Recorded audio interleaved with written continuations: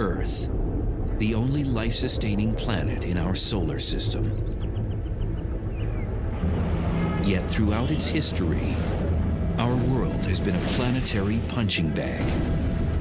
Anything that crosses the orbit of Earth could one day slam into the Earth. At this very moment, violent celestial heavyweights roam the universe and threaten to deal the Earth a knockout blow.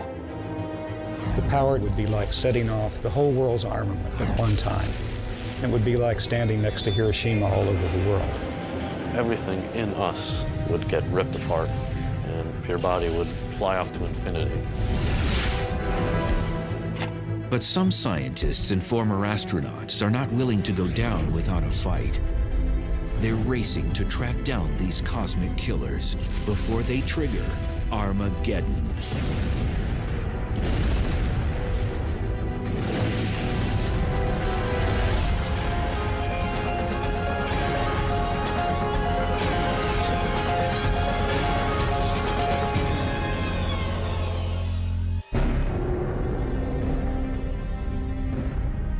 Earth shimmers like a sapphire jewel in our solar system.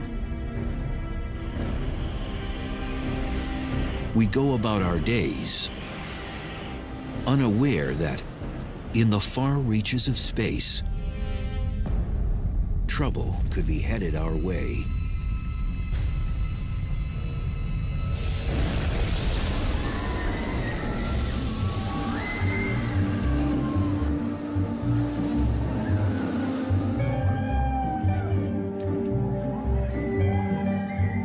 Our solar system is a lot like an amusement park. Earth and most of the other objects carve predictable paths around the sun. Normally, everything is calm and smooth.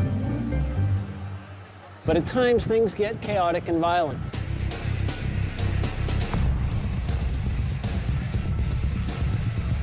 Earth can be slammed by space rocks, zapped by deadly space weather, jolted, jostled, and threatened by the object's energy and forces of the cosmos. The Earth is on a cosmic thrill ride, one that often involves extreme danger. When you're moving fast and on a predetermined path, you hope nothing crosses it because there's nothing you can do. Nicaraguan border goes right down along. Former astronaut Rusty Schweickart knows firsthand how dangerous celestial objects can be. In 1969, he piloted the lunar module during the Apollo 9 mission. Now, Schweickart is ready for more than a cruise through the cosmos. He's sounding alarms about the dangers of one particular asteroid named Apophis, which got too close for comfort in 2004. It immediately got everybody's attention because the probability of impact was quite high. In fact, it was higher than any impact probability that we had ever seen up until that time. And Schweickart has a terrifying real-life example of just how damaging an impact from an asteroid even smaller than Apophis could be.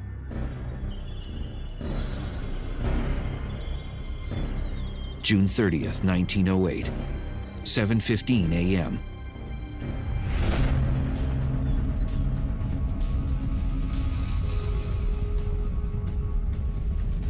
An object half the size of a football field plunged down from space at around 34,000 miles per hour and produced a stream of fiery gas behind it. Within minutes, the fireball entered our atmosphere and violently exploded above Siberia's Tunguska forest.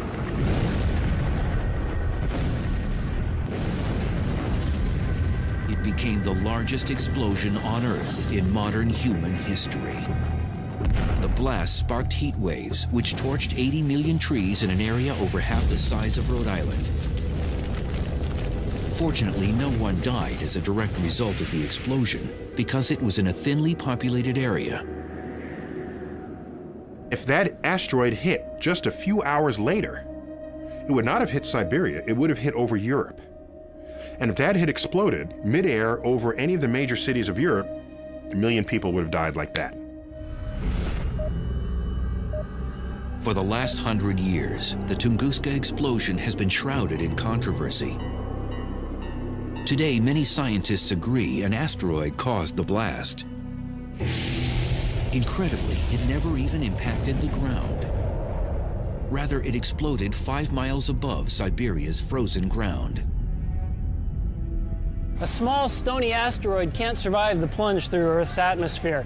When it smacks into the lower atmosphere, doing about 50,000 miles an hour, it's like an egg smashing onto concrete.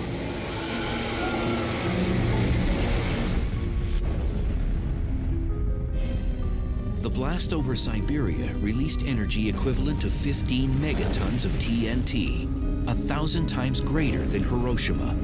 If this were to happen over a large city, it would annihilate it.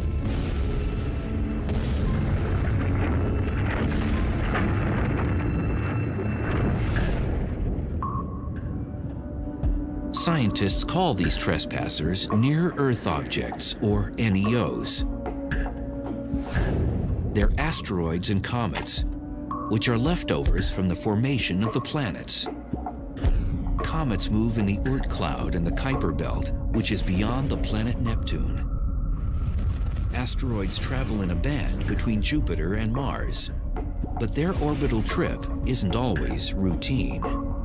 Most of the asteroids orbit in a neat belt between Mars and Jupiter, and we don't worry much about those. But when one gets away and all that mass and energy is headed towards Earth, that's when the astronomers start to worry. Oftentimes, these cosmic remnants get bumped out of their orbit and head on a collision course with Earth. Our planet's thick atmosphere vaporizes the vast majority of them. But a larger object can knock through our atmosphere and actually impact the ground. If you want to turn to the cosmos and look at the forces that would have us dead, asteroids striking are real and they're bad. It's happened before, it will happen again. 65 million years ago, an asteroid the size of a small city plummeted down from the sky. It exploded in the Yucatan Peninsula near the present-day Mexican village of Chicxulub with the force of 100 million megatons of TNT.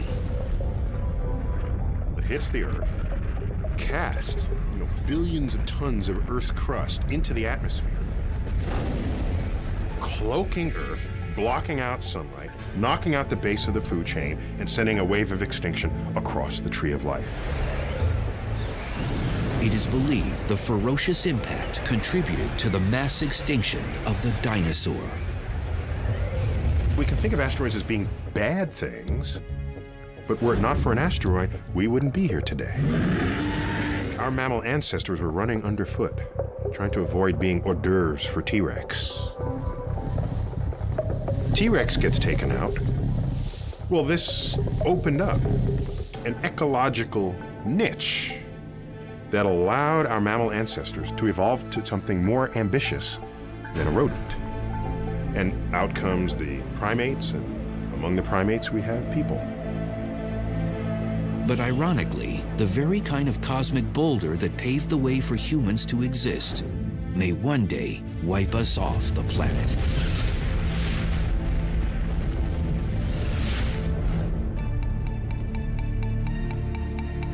In 1998, Congress urged NASA to detect all the near-Earth objects over a half-mile in diameter or more. And what they found was unsettling. Over 850 NEOs in our vicinity. These asteroids are our closest and most dangerous neighbors in the solar system.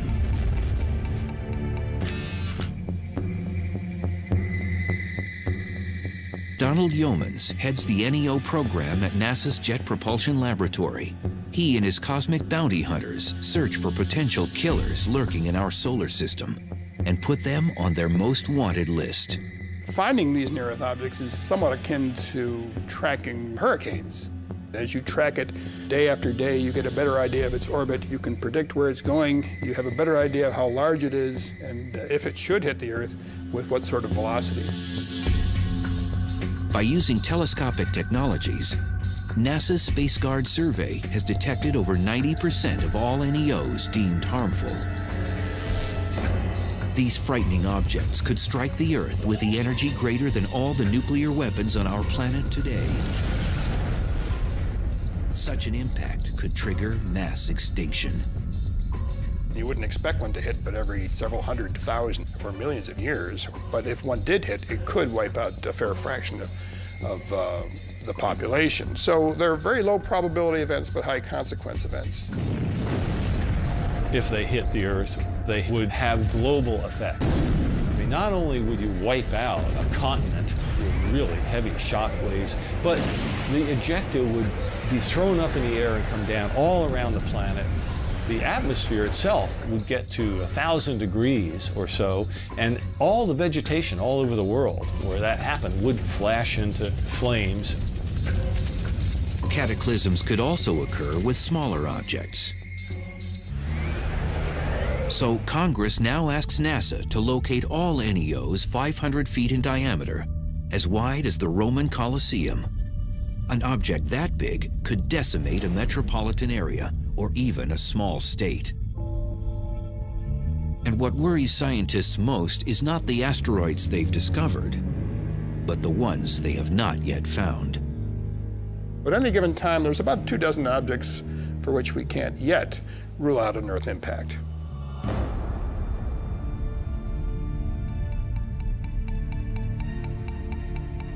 Former astronaut Schweikert has taken the threat of NEOs one step further.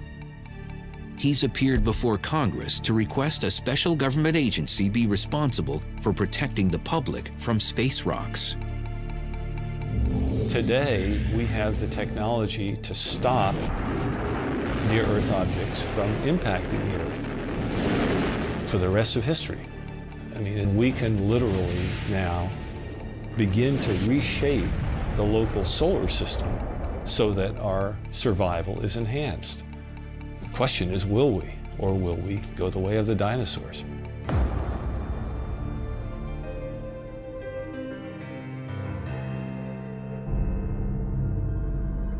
But Schweikert isn't waiting for NASA or Congress to solve the problem. He has his own plans to save the planet from the next asteroid impact.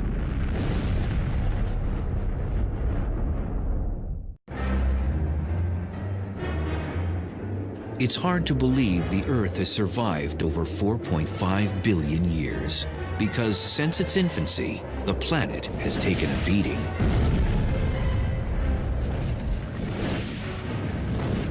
Like a boxer, our world is under constant assault from asteroids that enter our orbit each year.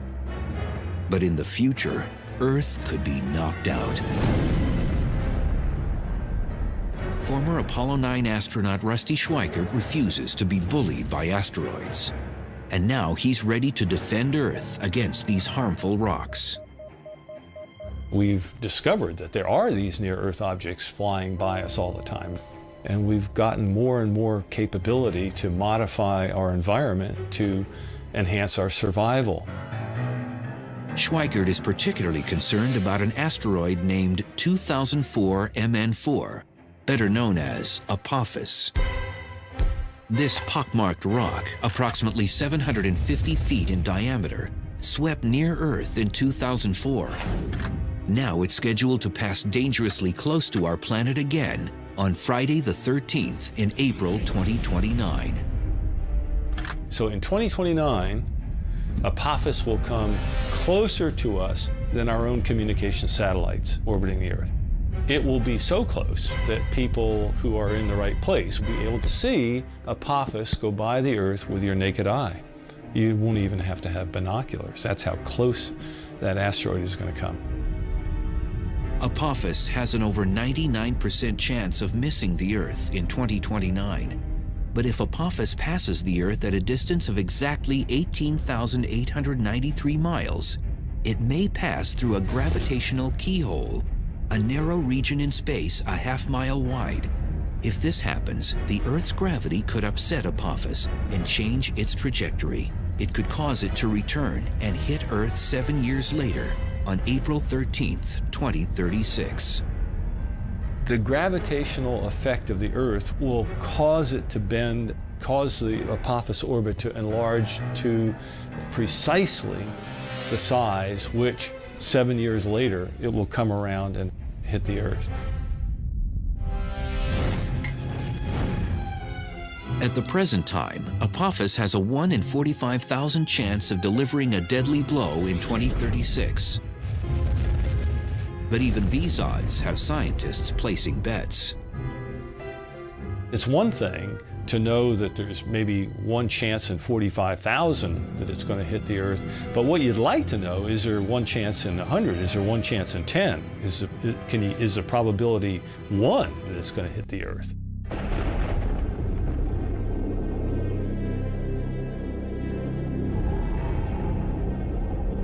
Schweikert believes we must regard Apophis as we would any natural disaster. He's even mapped out where Apophis might strike. You have the date of the impact, the time of the impact, the orbital inclination, and you can make a map.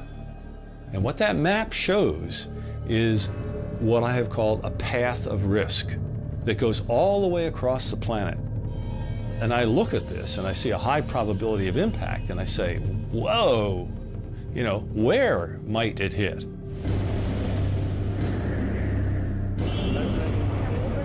According to Schweikert, Apophis could impact any point along this path of risk. It begins in western Siberia, cuts across and down the Pacific Ocean near California. Then it traverses Central America and finishes in Western Africa. Schweikert proposes a chilling scenario of where Apophis might strike. The asteroid could land in the Pacific Ocean off the coast of California with the force of over 1 million megatons of TNT. Such an impact would create a 5-mile wide, 9,000-foot deep crater in the water, which would unleash tsunamis. Relentless 50-foot waves would pound the coastline, resulting in unimaginable human loss. Asteroid that's 1,000 feet in diameter, having it hit in the ocean is not a good deal. Hundreds of billions of dollars of damage from something like that. Scientists are presently working on technologies to preempt such a cosmic strike. One idea involves blowing up an asteroid. But some feel this could compound the problem, sending several chunks of the asteroid in our direction instead of just one. Consequently, Schweikert's new mission is to change the orbit of asteroids that could impact Earth. What you want to do is basically change the asteroid's orbit very, very slightly. You change its velocity by a 10,000th of a mile per hour, so that it will miss the Earth instead of hitting it. Rusty's colleagues have drafted conceptual designs of spacecraft that could deflect asteroids, particularly Apophis. One would tow harmful asteroids away from Earth, but instead of lassoing the rock like a bull in a rodeo, the tractor will hover in front of it and use gravity as a tow line. If you park in front of an asteroid for a long enough period of time and you stay close enough to it but not touching it, you're going to increase its velocity. Or if you park behind it while it's moving along, you're going to slow it down very slightly. We can change the orbit of an asteroid if we know about it far enough ahead of time. Although a space probe has landed on an asteroid in the past, the most challenging idea is launching a manned mission.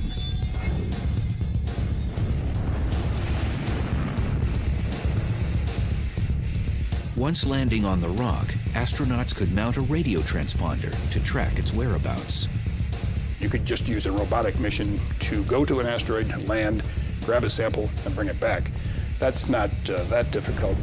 What you gain by a manned mission is they can react to interesting areas on the asteroid surface. They could go here, there, and they wouldn't have to rely on remote navigation. Nicaraguan border. Schweikert insists we should remain on high alert regarding asteroid Apophis, and his cause hasn't gone unheard.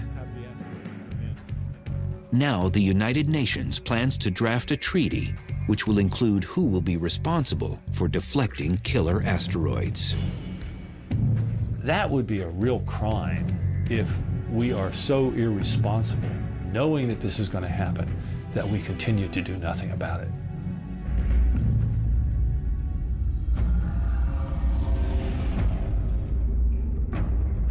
But asteroids and comets are not the only deep space threats. Earth has had its ups, and Earth has had its downs. We never know what's going to be around the next corner, and a lot of it is bad. In far-off galaxies, galactic invaders are at work, itching to end life on the planet as we know it. 3 times daily, a strange flash pulsates across our sky.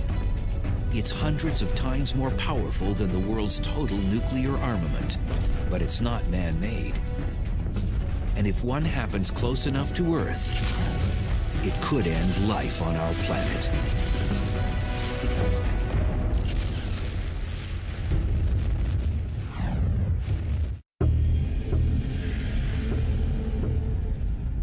Most Earthlings are unaware of the potential hazards in space, but the list is long and growing. Imagine this. Within our own galaxy, the Milky Way, a massive star explodes, sending a lethal burst of energy rocketing toward our planet. This is a gamma-ray burst, the biggest explosion to rock the universe since the Big Bang. In the cities and countryside below, there's no warning of what's about to happen. And then it strikes. It would be equivalent to standing 1 mile away from Hiroshima, any place on the Earth. The potent radiation cooks the upper atmosphere. Our ozone layer roasts. Across the hemisphere, human beings burn to death from radiation 100 times the fatal dose. The disappearing ozone layer causes increased temperatures around the world, triggering cyclones, tsunamis, and hurricanes. Most life on the surfaces of land and water incinerates. This may seem like science fiction, but it could happen if a gamma-ray burst hit Earth from 100 light years away. Gamma-ray bursts are the brightest explosions in the universe. Because they're so far away and yet still so brilliant, they must involve an enormous amount of power. As much energy as the sun will emit in its entire 10 billion year lifetime.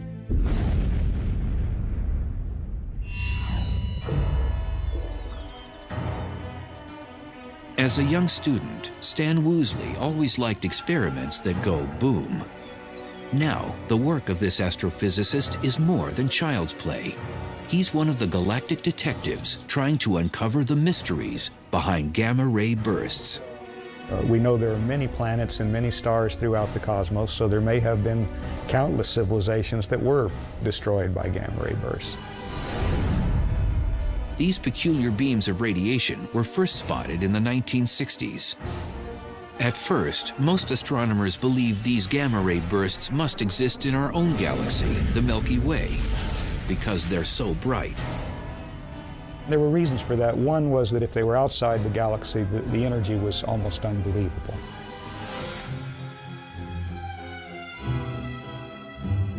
But at the time, even the most powerful telescopes couldn't determine their location and distance, because the bursts lasted for a few seconds, then disappeared. But then astronomers wondered, what about their afterglow? Cosmic explosions typically leave behind some luminous residue that sometimes lasts for days or weeks. In the late 1990s, satellites used upgraded optics and X-ray detectors to finally capture a gamma-ray burst's afterglow. It became clear that gamma-ray bursts actually were cosmological, coming from very far outside of our galaxy, from millions and billions of light years away. And that meant their energy had to truly be astronomical. To get some idea of how incredibly bright a gamma-ray burst is, we could represent the brightness of our sun by this relatively dim LED, and we could represent the brightness of the gamma-ray burst by the very, very intense searchlight that's behind me. Isn't that incredibly bright? Unfortunately, with this comparison, the searchlight is not nearly bright enough to represent fully the gamma-ray burst, and in fact, we would need 100 billion such searchlights to have an adequate comparison. The gamma-ray burst is equivalent to the brightness of 1,000,000 trillion suns. These massive bursts could decimate Earth. But what causes them? We are quite convinced that the common gamma-ray burst comes from the death of a massive star, at least 10 times the mass of the Sun. And such stars are quite rare, by the way. Woosley masterminded a groundbreaking model of how gamma-ray bursts may be created. When an extremely massive star dies, it collapses into a black hole. Black holes are created when a collection of matter collapses to such a high density that light itself cannot escape. But Woosley proposes that some of the star resists getting sucked into the center of the black hole. As a result, a high-speed spinning disk of matter forms around it. Within seconds, jets of plasma shoot out from its rotational poles. These beams of energy unleash dangerous gamma rays into space. If you can imagine just trying to squeeze a fruit or some kind of sphere of some object into a very small space, things are going to squirt out. And in this case, the squeezing is done very rapidly, and you're talking about a huge amount of mass. At the same time the gamma ray bursts are ejected, the collapsing star explodes or goes supernova to the extreme. One of the reasons gamma-ray bursts are so incredibly bright is that they take an enormous amount of power and then they focus that power into a very small portion of the sky. For every 300 gamma-ray bursts that go off, only one is pointed in our direction, and so we only see one of those 300. Even if a gamma-ray burst were to occur not 100 but 1,000 light years away, the Earth could still face apocalyptic destruction. If a gamma-ray burst happened within 1,000 light years of the Earth, then it would be approximately 500 times brighter than the Sun and emitting gamma rays. The energy delivered to the Earth's upper atmosphere would be like 100,000 megatons of nuclear explosions. The ozone would be depleted. We'd have acid rain, but we'd also have flash burns, incineration of vegetation, perhaps something resembling nuclear winter. So there could be a global extinction of many species. Now, the far side of the Earth would be a special place to be because gamma rays don't go through the Earth, and if you were on the other side, you wouldn't get flash burned. But the effects of depleting the ozone and changing the composition of the atmosphere would eventually come to the other side, and there the effects are unknown. Statistically, this ghastly scenario has a 1% chance of happening once in the Earth's entire lifetime. But even these odds aren't reassuring if you're living on the planet at that very moment. If you're caught in the beam, that's a bad day for you. If one of these happens in your galaxy and that beam is coming your way, go hide in a cave because this is very high energy radiation. It's the kind of energy that will decompose your molecules, and you just don't want to be around when that's happening. There currently are no defense measures to shield us from gamma-ray bursts if they happen close to Earth. They travel at the speed of light, 186,000 miles per second. By the time we detect them, they will have already struck our planet. Gamma ray bursts could pose a hazard to the Earth or to anything living that came within their bore site. But as we've seen, they're very infrequent. And there are other things in the heavens and on the Earth that are much more dangerous. Cataclysms routinely erupt in some corner of the universe. And one day, something will snuff out Earth.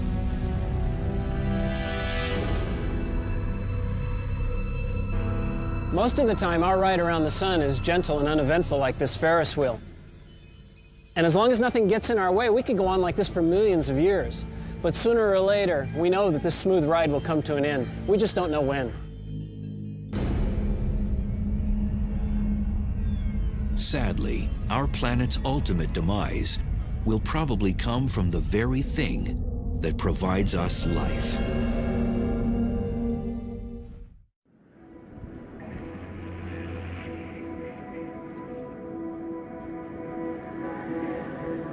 Earth maintains a cozy lifestyle, being third rock from the sun. For over 4 billion years, the sun has been an ally, warming and feeding our planet. But in time, our solar heater will become our enemy.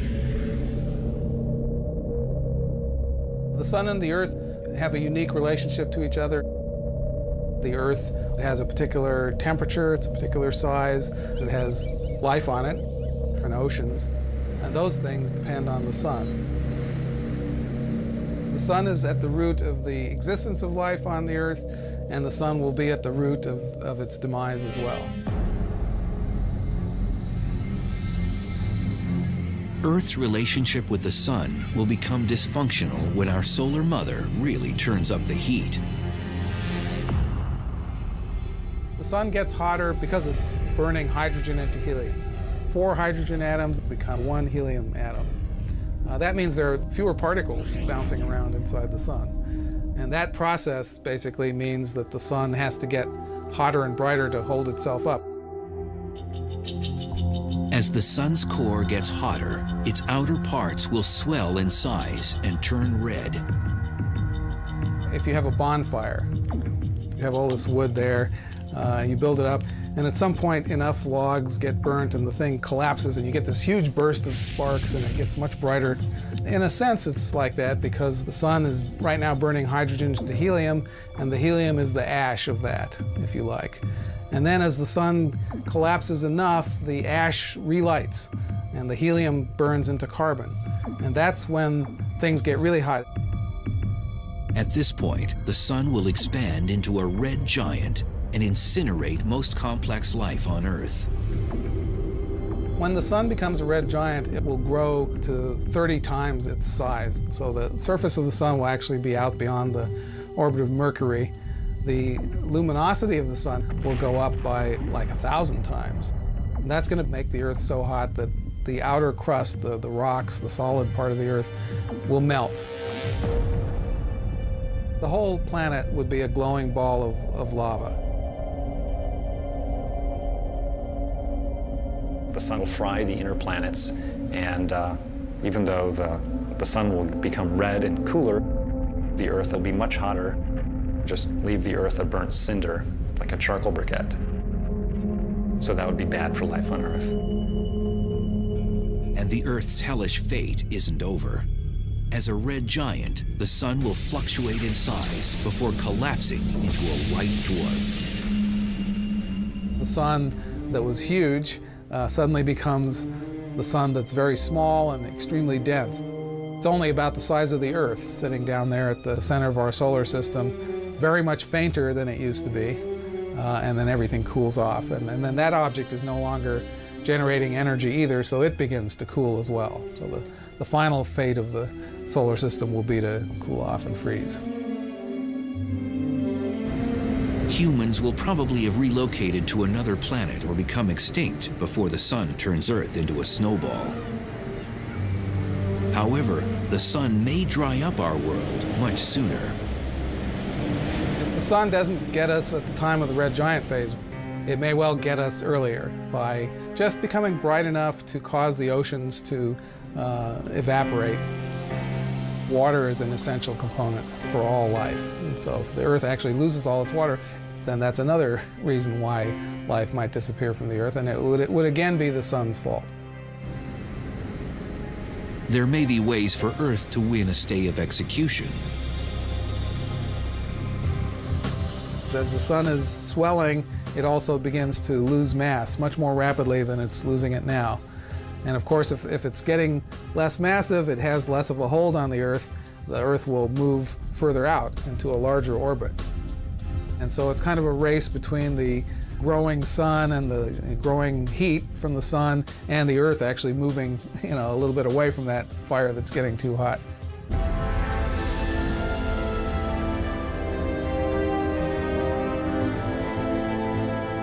If our planet somehow manages to avoid getting fried or frozen by the sun, its future remains increasingly bleak.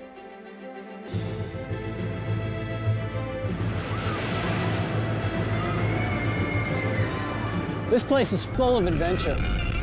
Rides that put your stomach up into your throat, things that collide, scary stuff. It's a lot like riding around the sun on planet Earth. But when Earth gets smacked or when things start to come apart, the ride could really be over.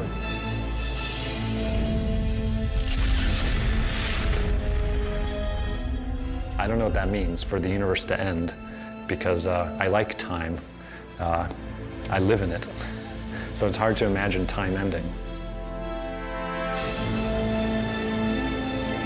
Today, scientists contemplate our inevitable fate. In the distant future, the Earth and the entire universe may face the ultimate cosmic monster.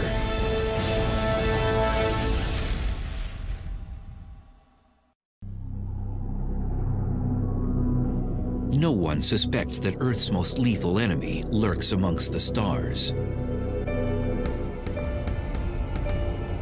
But in the future, and without prior warning, a cosmic Grim Reaper will unleash the ultimate Armageddon.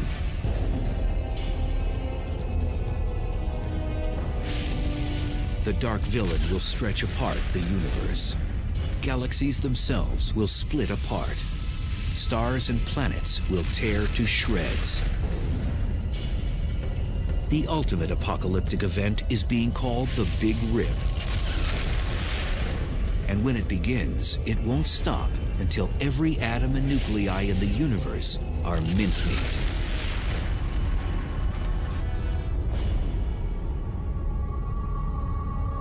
The Big Rip, it really is the end of the universe. It's not like we're the last ones at the party wondering what's going on and we can go do something else. It's really like you've turned off all the lights and the universe just ends.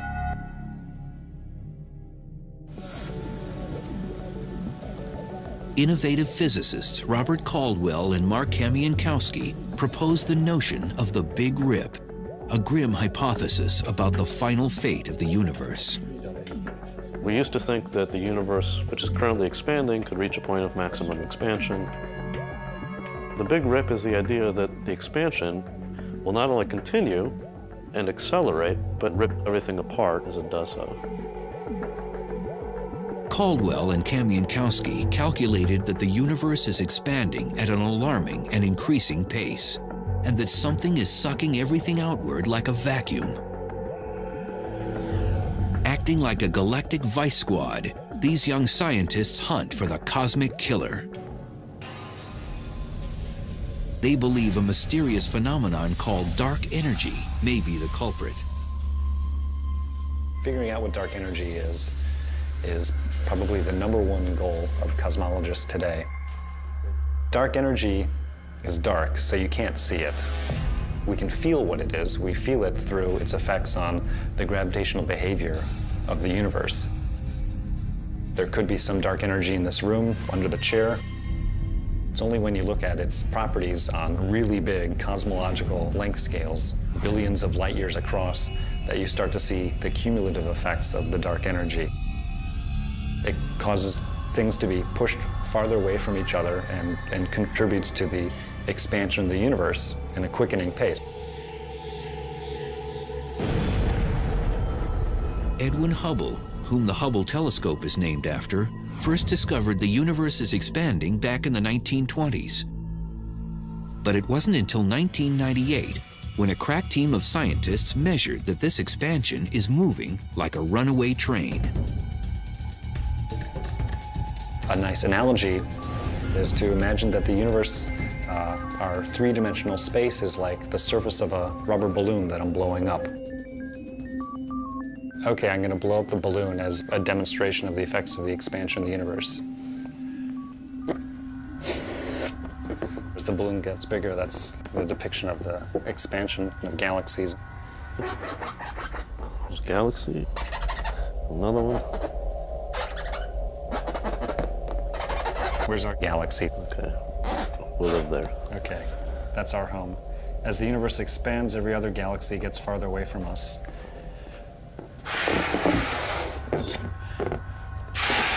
In ordinary expansion, each galaxy stays the same size. But if you have super accelerated expansion, then the galaxies themselves can each expand, which is sort of what's happened here.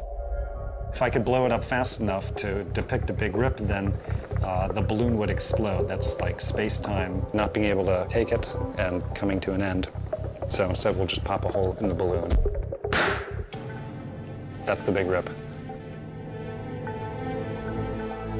According to Caldwell and Kamienowski, the universe has no hope of surviving the Big Rip. They've even come up with a countdown to this apocalyptic event. The Big Rip kind of rolls up its sleeves and progressively takes apart the universe layer by layer, working from the outside in, going from the largest scales to the smallest scales. 1 billion years to pull apart clusters of galaxies, then hundreds of millions of years to pull apart galaxies themselves, and then down to the size of a solar system, we're talking hundreds of thousands of years, and then to tear apart the Earth itself would take less than an hour. It's kind of interesting to think about what that would look like.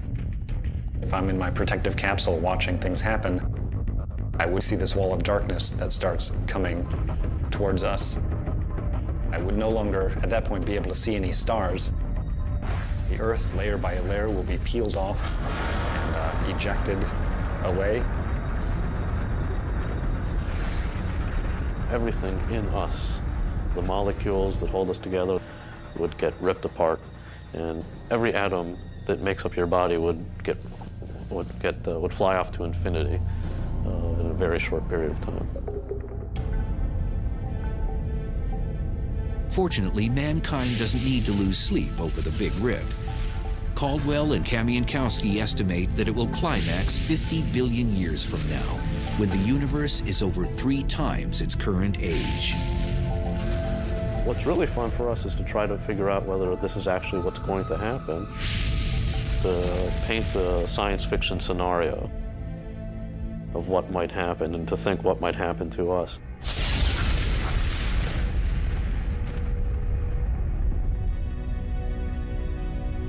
Deep space threats are real. Some could harm us tomorrow, others in the far future. But one thing's certain, something will terminate Earth and probably the entire universe once and for all. It's only a matter of time. It's useful to sometimes think about how fragile our life is here on Earth, that maybe we aren't going to be here for eternity. Maybe there's a hope, but the way it looks, the universe just ends, and that's it.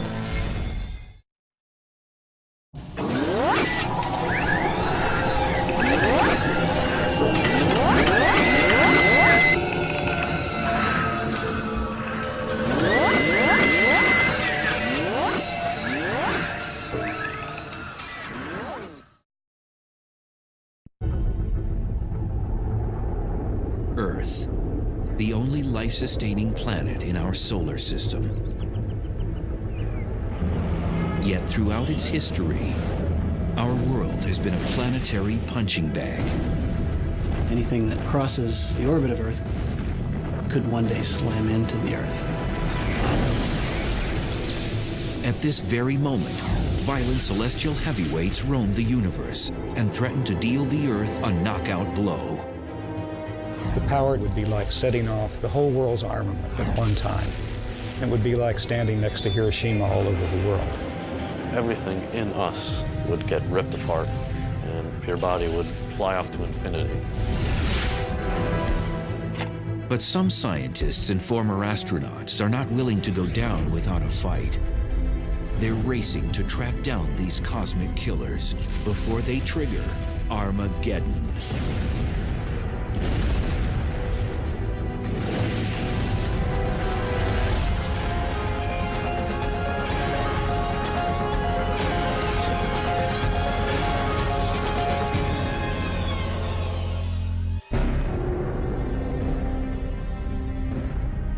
Earth shimmers like a sapphire jewel in our solar system.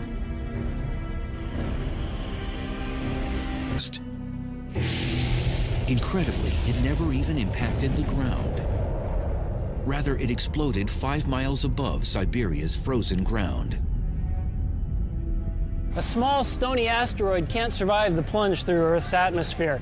When it smacks into the lower atmosphere, doing about 50,000 miles an hour, it's like an egg smashing onto concrete.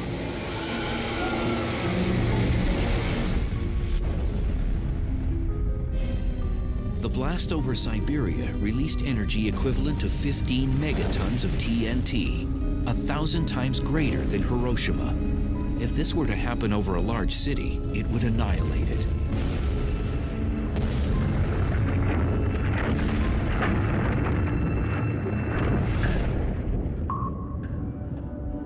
Scientists call these trespassers near-Earth objects, or NEOs. They're asteroids and comets, which are leftovers from the formation of the planets.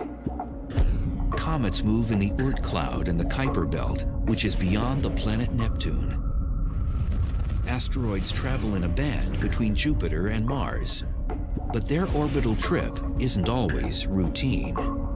Most of the asteroids orbit in a neat belt between Mars and Jupiter, and we don't worry much about those. But when one gets away and all that mass and energy is headed towards Earth, that's when the astronomers start to worry. Oftentimes, these cosmic remnants get bumped out of their orbit and head on a collision course with Earth. Our planet's thick atmosphere vaporizes the vast majority of them. We go about our days unaware that, in the far reaches of space,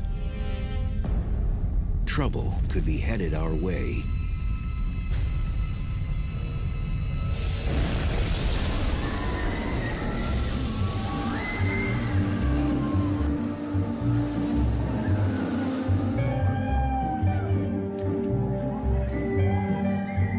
Our solar system is a lot like an amusement park. Earth and most of the other objects carve predictable paths around the sun. Normally, everything is calm and smooth. But at times, things get chaotic and violent.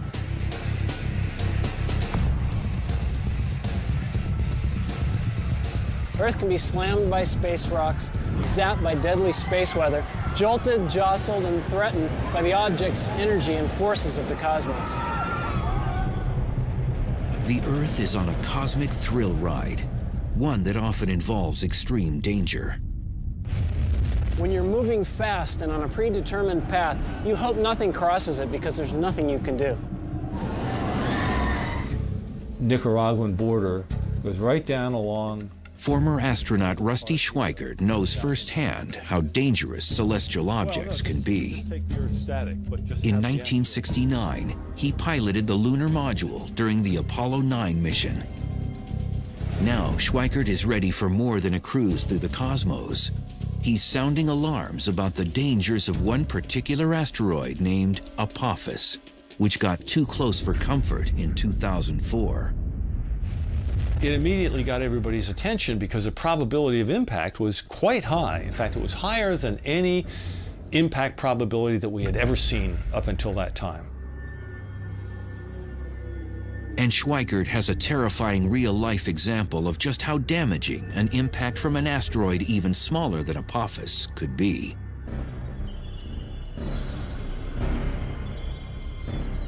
June 30th, 1908, 7:15 a.m.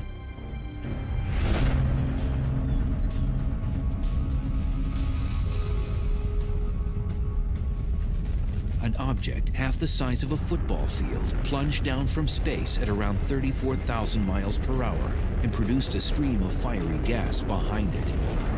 Within minutes, the fireball entered our atmosphere and violently exploded above Siberia's Tunguska forest.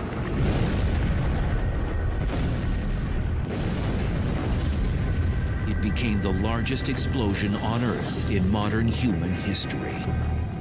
The blast sparked heat waves, which torched 80 million trees in an area over half the size of Rhode Island. Fortunately, no one died as a direct result of the explosion, because it was in a thinly populated area. If that asteroid hit just a few hours later, it would not have hit Siberia, it would have hit over Europe. And if that had exploded midair over any of the major cities of Europe, 1 million people would have died like that. For the last 100 years, the Tunguska explosion has been shrouded in controversy. Today, many scientists agree an asteroid caused the blast. But a larger object can knock through our atmosphere and actually impact the ground. If you want to turn to the cosmos and look at the forces that would have us dead, asteroids striking are real and they're bad. It's happened before, it will happen again. 65 million years ago, an asteroid the size of a small city plummeted down from the sky. It exploded in the Yucatan Peninsula near the present-day Mexican village of Chicxulub with the force of 100 million megatons of TNT. It hits the Earth, cast billions of tons of Earth's crust into the atmosphere, cloaking Earth, blocking out sunlight, knocking out the base of the food chain, and sending a wave of extinction across the tree of life. It is believed the ferocious impact contributed to the mass extinction of the dinosaur. We can think of asteroids as being bad things, but were it not for an asteroid, we wouldn't be here today. Our mammal ancestors were running underfoot, trying to avoid being hors d'oeuvres for T-Rex. T-Rex gets taken out. Well, this opened up an ecological niche that allowed our mammal ancestors to evolve to something more ambitious than a rodent. And out comes the primates,